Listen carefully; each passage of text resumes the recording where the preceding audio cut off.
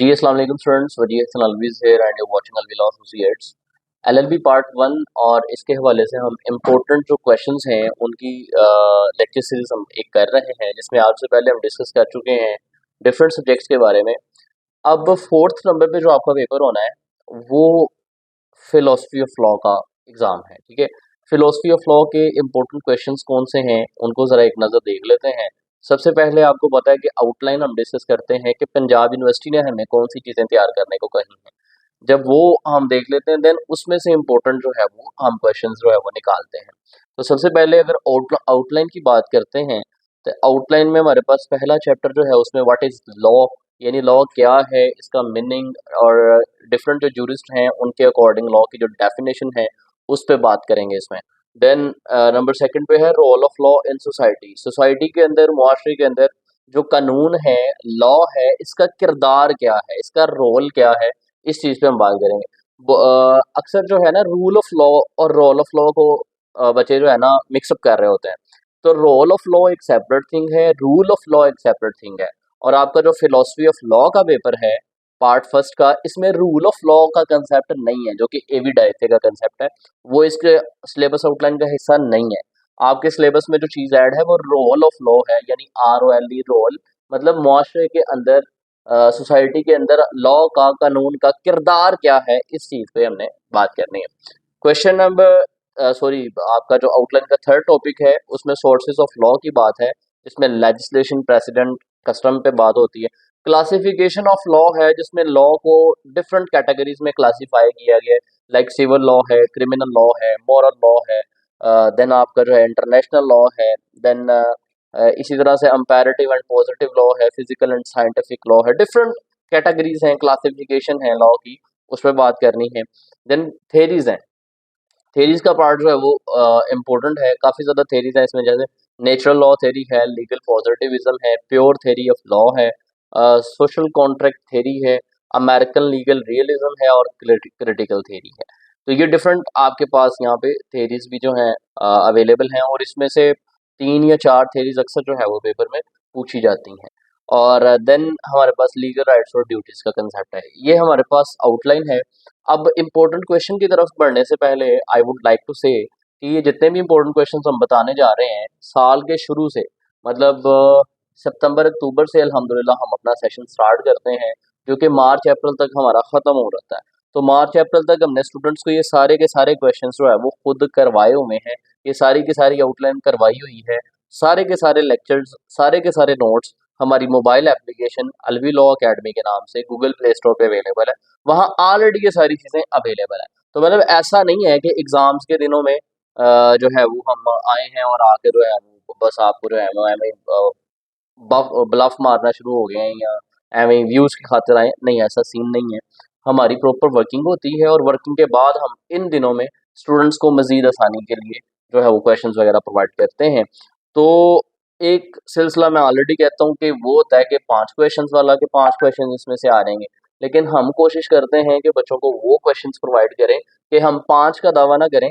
अल्लाह के हुक्म से इंशाल्लाह आपका पेपर ही इसी में से बनेगा, अगर आप इसको अच्छे तरीके से करके जाते हैं तो इंशाल्लाह यू विल सिक्योर कह लें कि मैक्सिमम मार्क्स, और आपको 8 टू 9 क्वेश्चंस इसमें से लाजमी आते होंगे। जो भी आपका पेपर होगा उसमें से 8 टू 9 आपको आते होंगे और उनमें से आपने 5 करने होंगे। तो बढ़ते हैं। क्वेश्चन नंबर 1 है define law by different jurist, और इसके एडवांटेजेस एंड डिसएडवांटेजेस क्या हैं लॉ के, इस चीज़ को हमने देखना है। क्वेश्चन नंबर 2 है write a detail note on the rule of law in the society. मुआशरे के अंदर लॉ का, कानून का किरदार क्या है, रोल क्या है, इस पे क्वेश्चन आ जाता होता है।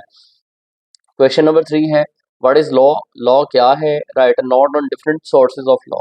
लॉ के जो डिफरेंट सोर्सेज हैं उन पे हमने नोट लिखना है, और उसमें लेजिस्लेशन पे अलग से नोट आ जाता होता है, प्रेसिडेंट पे अलग से नोट आ जाता होता है, कस्टम पे अलग से नोट आ जाता होता है। इन तीनों को आपने अच्छे तरीके से तैयार करना है। तीनों में से कोई दो से भी सोर्सेज हैं उन पे भी अक्सर जो है वो लॉन्ग पूछ लिया जाता है, इसलिए आपके 2 क्वेश्चंस सिर्फ इसी में से सॉर्ट आउट हो सकते हैं अगर दोनों आ गए तो आपने इन तीनों सोर्सेज को अच्छे तरीके से तैयार करना है। क्वेश्चन नंबर 4 की बात करें तो उसमें क्लासिफिकेशन ऑफ लॉ है, और लॉ की क्लासिफिकेशन के हवाले से आगे जो फर्दर उसकी काइंड्स हैं, टाइप्स हैं, उसमें सिविल और क्रिमिनल लॉ का आपको डिफरेंस आ सकता है कि write a detail note on the concept of difference between civil and criminal law, और साथ ही साथ में इसमें इंटरनेशनल लॉ क्या है उसके ऊपर भी अक्सर जो है वो आपको डिटेल नोट पूछ लिया जाता है।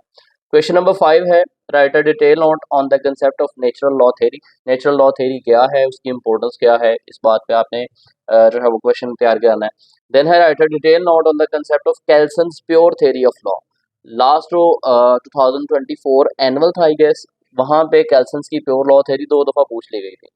तो वो आपने अगर क्वेश्चन ऐसा आ जाता है जो कि 2 दफ़ा पूछ लिया गया है, तो आपने उसको 2 दफ़ा अटेम्प्ट नहीं करना है, उसको एक ही दफ़ा अटेम्प्ट करना है और उसकी जगह 5 क्वेश्चंस पूरे करने के लिए कोई और क्वेश्चन चूज़ करना है, उन दोनों को बार-बार नहीं लिख देना है। इससे अक्सर होता है कि वो एक ही चेक होता है और दूसरे के आपके मार्क्स रह जाते हैं। ये अक्सर एग्ज़ाम में गलती देखने को मिली है, लिहाज़ा इस चीज़ को माइंड में रखना है। देन है जी कैल्सन्स प्योर थ्योरी ऑफ लॉ आ गई। क्वेश्चन नंबर 7 है, write a detail note on the concept of social contract theory. Social contract theory भी बहुत इंपॉर्टेंट है, अक्सर एग्जाम के अंदर इसके बारे में जो है वो पूछा जाता है, इसको भी आपने अच्छे तरीके से तैयार करना है। क्वेश्चन नंबर 8 है, write a detail note on the concept of critical theory.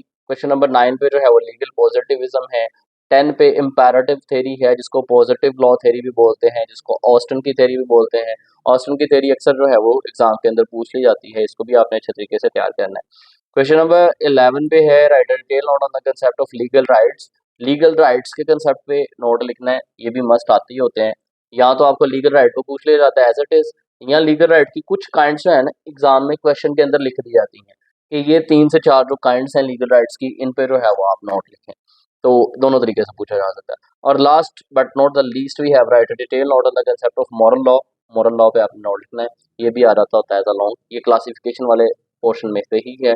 So for ये 12 क्वेश्चंस हैं, और मैं ये नहीं कह रहा हूँ कि 12 में से 5 आ जाएंगे, मैं कह रहा हूँ कि इंशाल्लाह इंशाल्लाह इंशाल्लाह अगर आपने ये 12 क्वेश्चंस तैयार कर लिए अच्छे तरीके से, तो आप पेपर के दिन आके खुद कह रहे होंगे इंशाल्लाह कि सर सारा ही पेपर हमें आता था, मतलब 10 के 10 क्वेश्चंस आते थे और हमने सिर्फ 5 अटेम्प्ट करने थे, सो हम अपनी मर्जी के बेस्ट 5 भी अटेम्प्ट करके हैं।